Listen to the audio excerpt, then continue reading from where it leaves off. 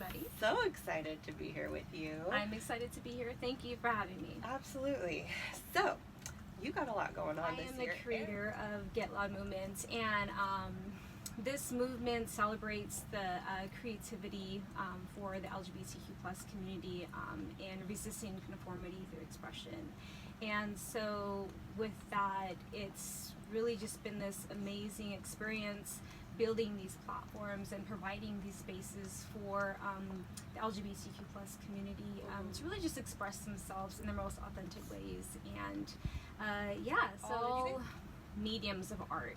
And because there's really no, you can't really put like anybody in a box of how they want to express themselves, right? So yeah. Exactly, and so everybody has their own ways of how they how they express themselves. So it's been pretty amazing to see that through visual arts, through interpretive dance and spoken word, and I never realized how much I love interpretive dance. Like, I think I want to be an interpretive gosh. dancer. Well, I mean, everyone technically is an interpretive dancer. I remember at the Creators Collective, Jessica was when I saw them dance, and I was in tears. I was too, and I had chills, and I was just like, I didn't realize it could make me move that way. Right. Yeah, and then such amazing artists, such as Jessica, and to be a part of their journey and to see their growth and to be able to give them these platforms. Absolutely. You've definitely given the youth a platform. You've given your community a platform. Mm-hmm. You've given, I mean, even myself, like being able to participate in any way, shape, or form that you have been able to make your vision a reality and offer that platform to so many different people. And it's a beautiful thing to see. And not only your community, but so many people that I guess we are. Do we say we're part of the community? Like, what is correct division, mm-hmm. right? And a lot of my work centers on LGBTQ folks. However, the spaces that I create are very inviting and very inclusive. Mm-hmm. And so these collaborations, so you've been seeing, these fundraisers that we've been doing, around Ventura County. Concrete Jungle, Leashless, Casa Agria.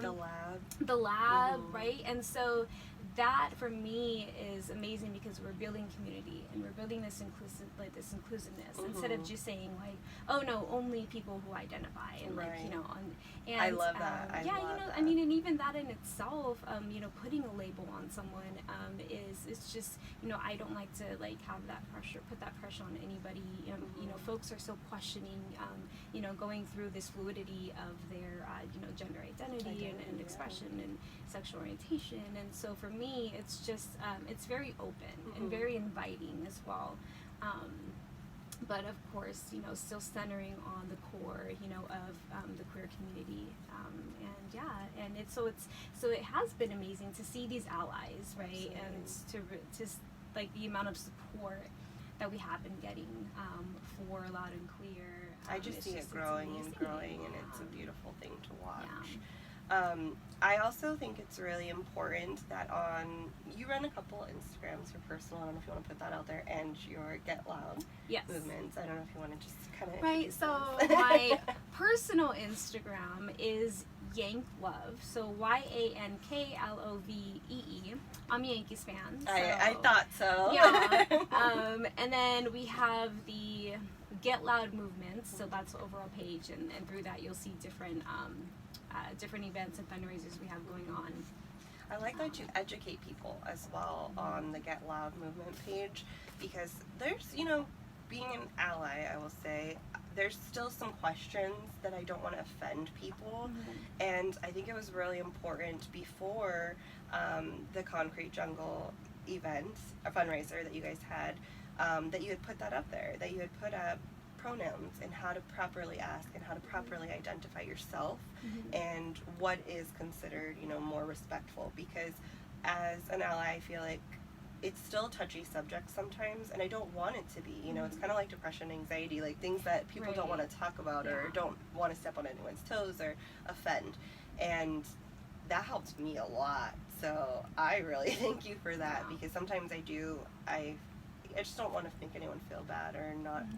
because I don't understand. So Yeah, That's I awesome. think it's always a learning process. I mean, even for myself, you know, and so it's important to educate, and you know, I talk about like the ask, honor, apologize, and you know, asking for, you know, for pronouns, like honor the pronoun that person is like giving to you, and just apologizing if you happen to get someone's gender identity wrong or pronoun wrong. Like it happens, right? And so it's okay when we understand that it's coming from a genuine place.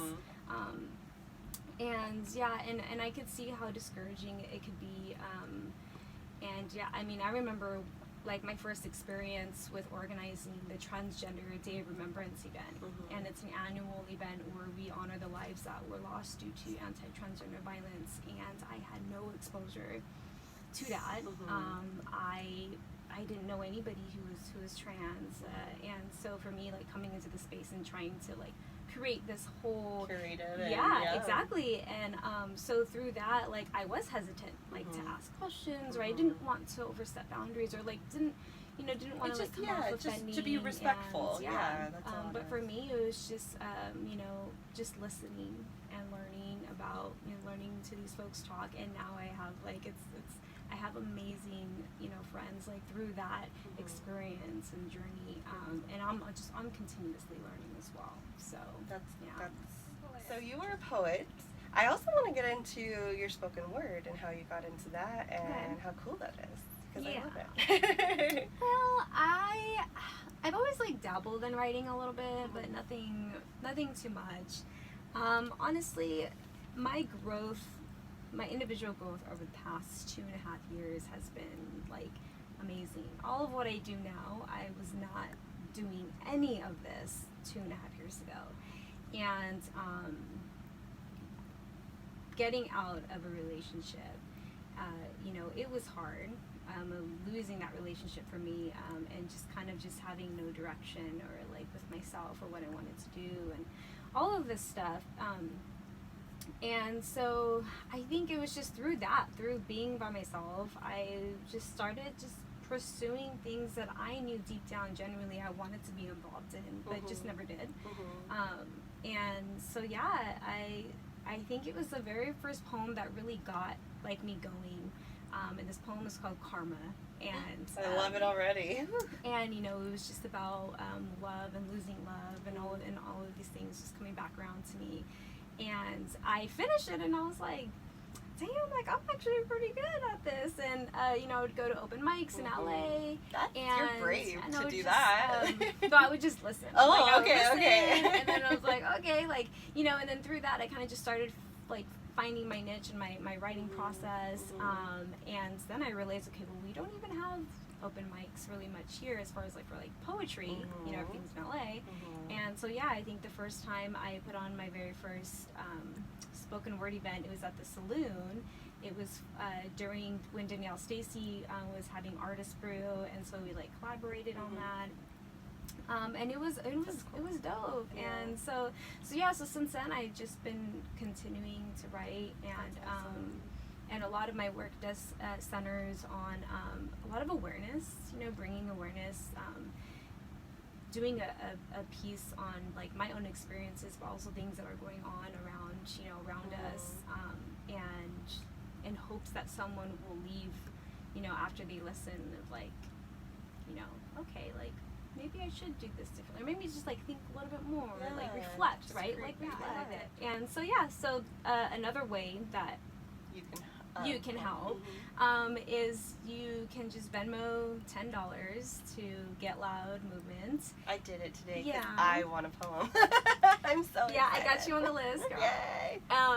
And it's so interesting because I was like, you know, I'm just gonna try this. And a lot of the people who have reached out to me, I didn't even know that well. Like, but I get this intuition about someone, and of course, you know, like I'll roam their Instagram. You get it. I mean, you can get a feel for someone just by looking at their like social media. You can, and even if you put your best foot forward, you still can get an idea of who they are and what's important to them. Right. So then I would just start busting out these poems, and it's just amazing, just the feedback that I would get, you know. and then there's some people, like even friends that I've written pieces for and that I've connected so much with, and through that just like blossomed more poems and all. So it's like, you know, you all don't know it, but you all are inspiring me, you know, and challenging me to also just be creative as well. So the process is a lot of fun. I feel like you could write songs. It's a really cool idea, and it's a really good challenge for you too, because it is. I think, like you said, it definitely makes you try a little bit harder and kind of dive into yourself, into your creativeness, because you're basically collabing with people, you know, in that sense, because they want a piece of you for a good cause. Right. For a good cause. Yes. But at the same time, like, they want something from you, and it's an exchange of energies. So I think that's really cool. So no pressure, but I'm really excited about the poem. Well, I'm excited. And, you know, it does help me. And, I feel that transparency and honesty is so important. And, you know, it's been exhausting for me, you know, just with my full-time job, my passion work, and all of this stuff of what I do. And, you know, so the writing helps me. It definitely kind of just like keeps me centered, and like a little meditation. Yeah, it's like my own, you know, but sometimes I don't have the mental capacity to write anything, and so. But it's good that you know that. Yeah. I think a lot of artists or creative people, which is another reason why I wanted to start this particular series, because one, I'm curious about people. I like to learn about people. I like to know like a little bit more about their background, because I feel I'm very intuitive as well, but I have been tricked a couple times. So I'm like, I just like to know people and really get to feel them, and, you know, support others and their creative journeys and things like that. But I have learned along this process that some people don't take the time for themselves, or like, you know, they feel that they have to keep producing or keep doing whatever they're doing, community organizing, whatever it is an energy that you're, you know, giving out, and it is a lot of work. I would see one of my mentors, and, you know, how are you doing, blah blah, and then she would hit me with the, so what are you doing to take care of yourself? And then I freeze. Yeah, and I'm like, shit, you know. And so now I ask people that, and I go back, okay, Mo, like, what are you doing to take care of yourself? It's a constant reminder, like, because I always have to feel like I have to show up, and I think that's the hardest part, is showing up when you're just like mentally really or emotionally not there. And so it's understanding like when to communicate that. And so like with, you know, my committee and my team, like they know that it's very high demanding of you know, event planning involvement. Exactly. But I appreciate when, you know, one of my committee members like tells me, hey Mo, like I can't come to this fundraiser tonight because I need my time, or because I'm having a bad day, or because of this, and I appreciate that.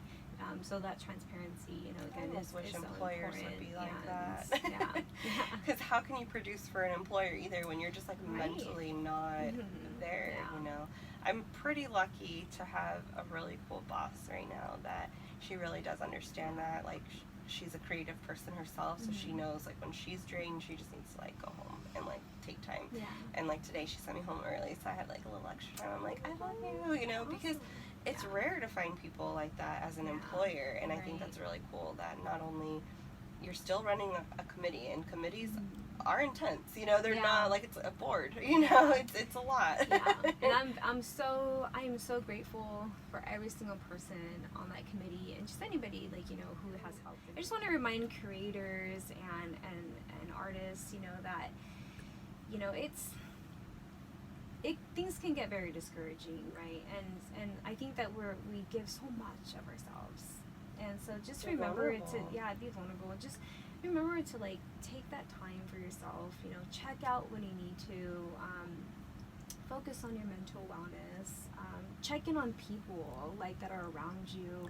I mean, I'm still trying to work on that because I'm so busy all the time that it's just like I just forget to also check in with people.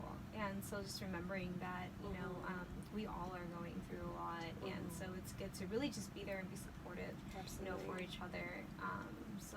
So yeah. That's beautiful. Yeah. Well, thank you so much for chatting with me.